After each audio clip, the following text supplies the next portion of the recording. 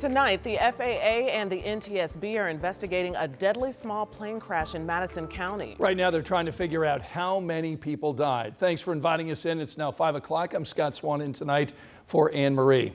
So we know the flight plan on this plane listed 4 people. But investigators have not confirmed the number of people on board.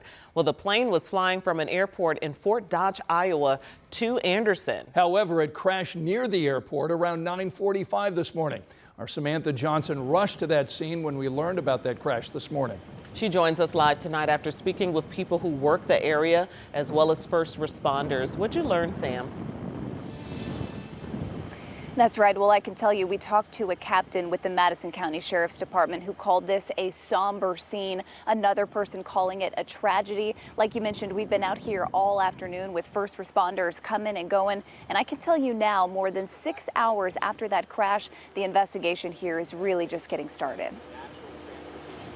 A small engine plane from Iowa was bound for the Anderson Municipal Airport around 10 o'clock Friday morning. It never made it, falling from the sky and into a cornfield less than a mile from its destination. Just tragic.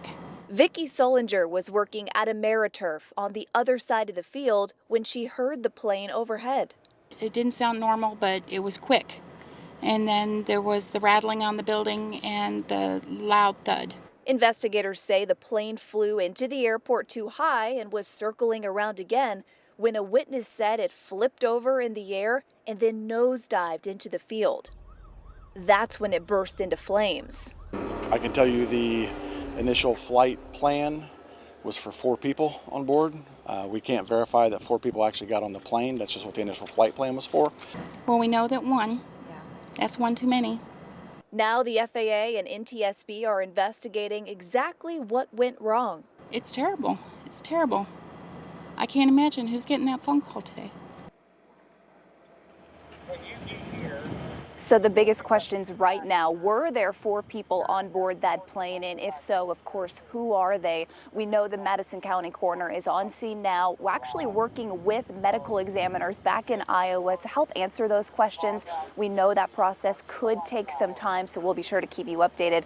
I also want to mention we just heard from an EMA official. FAA now at the scene, still waiting on the NTSB to get here. So as we learn more, we'll have that for you here on 13 News. In Madison County tonight, Samantha Johnson, 13 News. All right, Sam, thank you so much. And we're following breaking news tonight at 5. In the last hour, Indianapolis Metro Police released edited body cam video of their officers shooting and killing a man back in May. The shooting took place at an apartment complex on Cavalier Court near 38th and Post Road. Our Chase Howell just watched the video and he breaks down what it shows. IMPD released this security video from a gas station near 30th and Post Road of an alleged carjacking. Police say a man armed with a gun approached a woman at the pump, forced her out of the car, and demanded her cell phone before driving off in her car. Shortly after, IMPD says an officer spotted the car at an apartment complex. On the ground! Metro Police releasing this edited body cam video of the responding officer engaging with the alleged suspect. As the man begins to run away, the officer chases him and yells, "On the ground, drop the gun!" And as the person continues to run from police, he turns to pick something up, and that's when the officer began firing several shots. Then the video gets cut off as the officer begins to chase after the suspect who jumped into a vehicle. In the next clip, you can see the officer running after a man who was later identified as Jarrett Gray Jr. As Gray turns to pick something up, the officer fires 7 shots at him. And as Gray lays beside the car, the officer fires 2 additional shots at him. The officer then yells, "Arms out!" Then as Gray moves his arms, the officer shoots again. IMPD says officers on scene then began rendering aid to Gray, but he later died at the hospital. Reporting in Indianapolis, Chase Howell, 13 News. Tonight at 5, an Indianapolis man is now under arrest, accused of stealing cars in Hamilton County. And we're learning tonight he was also wanted here in Indianapolis for the same crimes. Police in Fishers arrested 22-year-old Montez Beach in connection with more than 5 auto theft cases in Hamilton County. Officers got a tip from Noblesville police about several stolen cars there. Fishers police then used a drone to find him asleep in a car near 126th and Reynolds Drive, just off State Road 37. Indianapolis Mayor Joe Hogsett is focusing on supporting his staff tonight. That's what his office told us today. All of this comes after he sent an email to city-county employees acknowledging that a staff member was fired for violating the city's sexual harassment policy. That email also says the city of Indianapolis is also investigating 6 other allegations of harassment. Now, all of this comes after 2 women alleged they were sexually harassed several years ago by the mayor's second-in-command, former Deputy Mayor Thomas Cook. We've got Emily Longnecker in studio. She tried to catch up with the mayor at an event that he was scheduled to attend today. So did you talk to the mayor, Emily? We didn't. He wasn't there. Instead, the deputy mayor for the Office of Public Health and Safety was there, and we spoke with her. Despite 2 emails sent this week saying Mayor Joe Hogsett would be part of this food pantry's grand opening on Friday on the city's near south side, that wasn't the case. He just bowed out on Wednesday. We're not sure why, so we should have got the word out, sorry. He cares a lot. He's come to our other activities for sure. He's a big supporter of St. Vincent de Paul, I know that, so I presume his to-do list is a little long this week, for sure, and I understand that. Instead, in his place, the city's deputy mayor of the Office of Public Health and Safety, Lena Hill. We asked Hill about the mayor's absence. Actually, I'm not sure. They actually asked me to come in because it is public health and safety and it is my department, so yeah. Thoughts on what's going on in the city? No thoughts at this moment, yeah. No comment. When asked about what it's like to work for the city right now amidst ongoing and past investigations into allegations of sexual harassment involving staff. You know, I trust the people who are in place with their policies and their procedures and the investigations that will go through. Last month, Mayor Hogsett signed an executive order requiring all city and county employees to take yearly sexual harassment training, not just supervisors.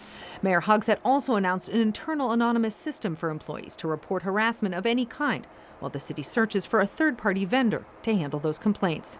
The city's also hiring a national law firm with no local ties that will review and make recommendations to the city's employee handbook. We asked to speak to the mayor today about all that's going on. His spokesperson sent a statement which read, "The mayor has redirected his schedule internally to focus on supporting the employees of the city-county enterprise and continuing the work to implement recently announced internal policy changes as expeditiously as possible. He will not be available today."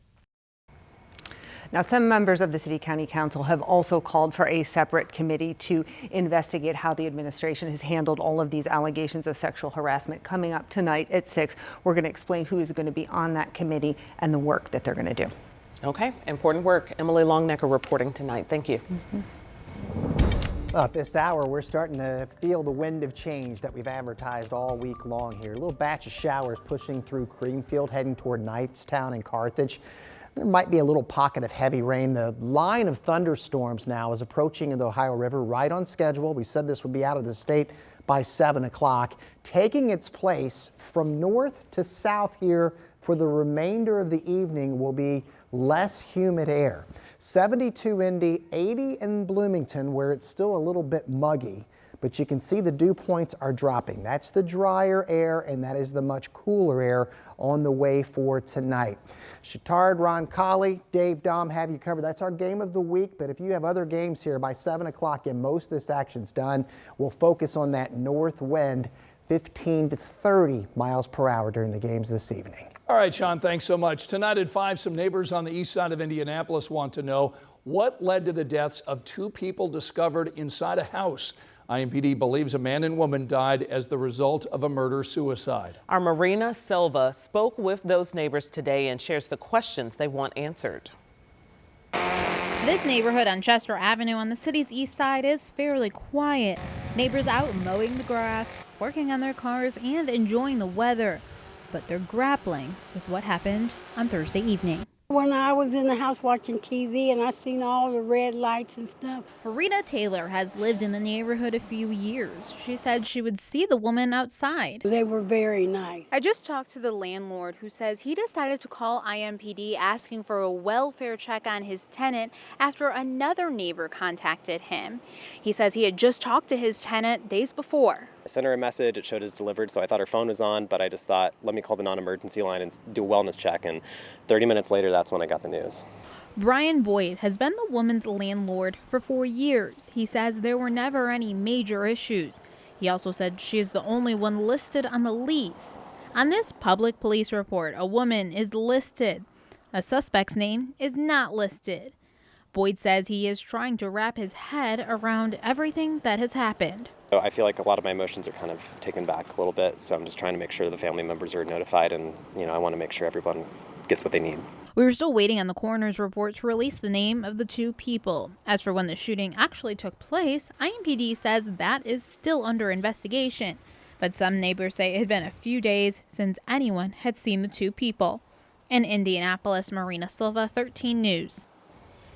And 13 News reached out to the Marion County Coroner's Office for more information on this investigation. We were told the office is closed today because it's being moved to a new location. Tonight at 5, one person is now in police custody after a shooting in Johnson County.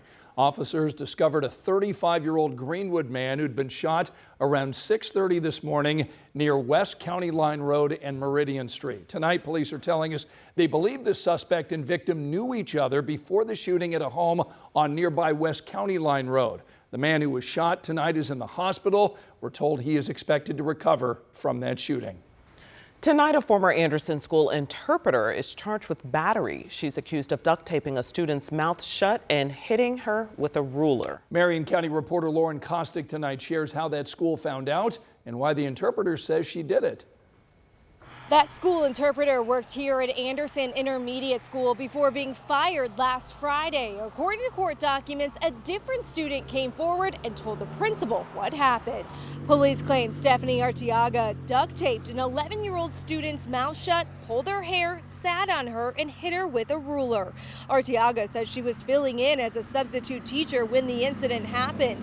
And according to court documents, she said the girl was being disruptive and admitted to the allegations, though described pulling the girl's hair as playful. And coming up at 6, hear what the county prosecutor thinks about this case and the one thing he found shocking while reading through the court documents. In Anderson, Lauren Kostick, 13 News.